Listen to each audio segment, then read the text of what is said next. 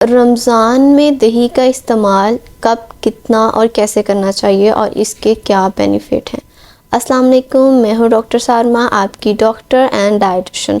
आज की वीडियो में हम बात करेंगे योगर्ट सूप के इस्तेमाल करने के क्या हमारी सेहत पर बेनिफिट हो सकते हैं। दही के अंदर तकरीबन 60 कैलोरीज मौजूद होती हैं।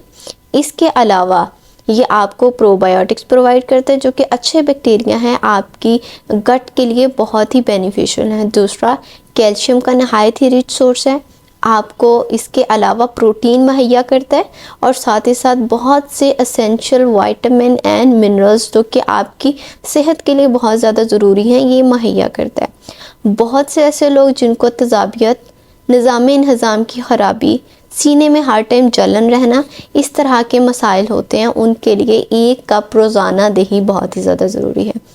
रमज़ान में चूँकि हम फ्राई चीज़ें बहुत ज़्यादा इस्तेमाल करते हैं, तो इसलिए रमज़ान के अंदर आप 2 बाउल जो है वो दही के खा सकते हैं।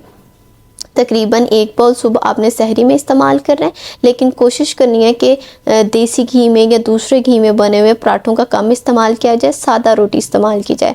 इफ्तार के दौरान आपने 1 खजूर और उसके बाद आपने कोशिश करनी है कि रायता, दही किसी फॉर्म में भी जो है वो दही को इस्तेमाल किया सकते हैं। आप इसको स्मूदी में भी ऐड करके शामिल कर सकते हैं और साथ ही साथ आप इसको जो है वो किसी प्यूरी की फॉर्म में भी दही का इस्तेमाल कर सकते हैं अगर आप प्लेन नहीं लेना चाहते।